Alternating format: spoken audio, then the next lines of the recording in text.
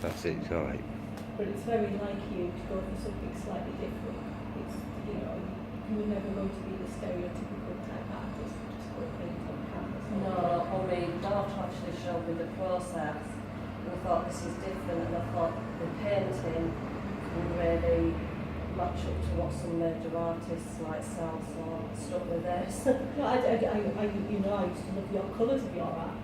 Yeah. I always loved your colours of your art because it was, again, never just a straightforward drawing or painting. Well, I'm not very good at mixing paint, so I just do colours. I mean, somebody asked me if I was Maybe, I was colourblind. going to say maybe it's not that you're not good, but maybe it's more that you see things differently.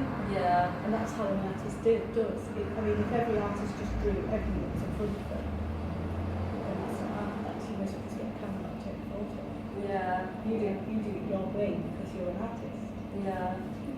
Yeah. I'm weird. You have seen Richmond Lower School, I assume. She Yes. went there. And do you think it represents it appropriately and why? Yeah, because we always had the idea that it was quite haunting as well, Richmond School, because of the history. Yeah. And history you always associate, well, to me, you always associate history with haunting. And you can definitely see, there's a couple of particular pieces that you see that particular haunting look. Yeah. And I thought that was... Maybe a few exorcisms. yeah, it looked Yeah. really good, yeah. Yeah. From seeing the other work for sale in the catalogue, do you believe that the correct work was exhibited? Yes. You do? Yeah. Really, yeah. How do you feel about the grouping and positioning of the artwork? Yeah, well, we discovered there was more upstairs because all I wanted to see was the bricks up close as well. Yeah.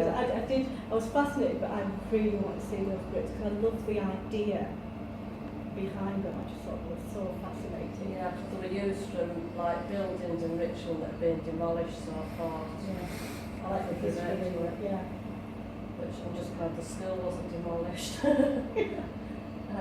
you feel that the artwork adhered to historic context that it strives to represent?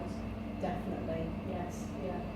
Because that's what's the thing that really fascinated me about it, especially with Richmond School being closed now. Yeah. And a lot of people don't remember what it was like. Yeah, the younger generation won't remember. So I was able to bring my daughter and show her what it was all about, and she got the idea that it was, you know, yeah, it was a different time back then. The olden days.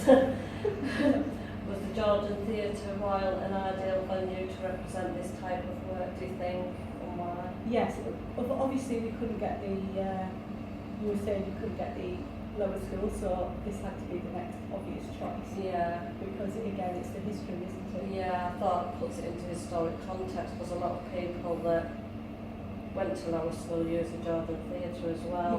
You couldn't put this type of art in a modern setting. It wouldn't be right to put it No. on venue. This Georgian Theatre is Richmond history, so yeah. Yeah, and I thought I'd take it out of the narrative if I was going to put it in another town like say Harrogate or Darlington. People wouldn't understand it because they're not from the town.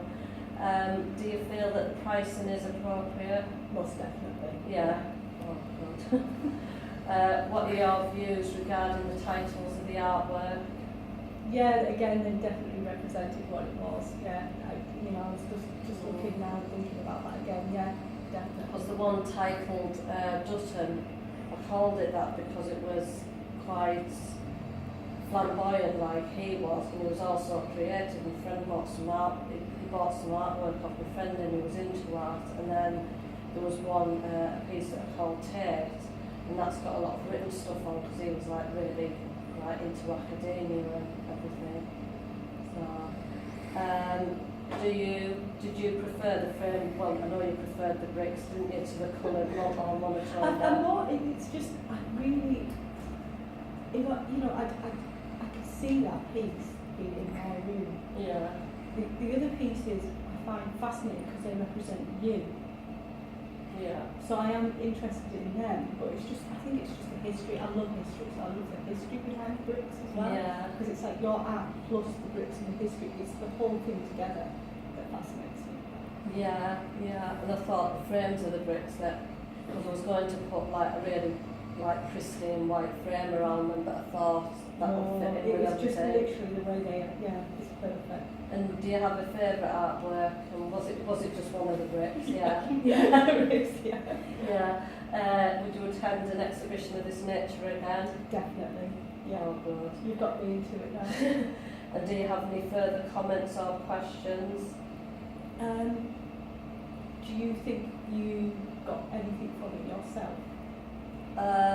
Yes, because it's forced me to learn like more about the theoretical stuff behind history and art, and also investigate the building more. It's also evoked like thoughts, memories and everything, so yeah. Did it help exercise any of your demons or bullying?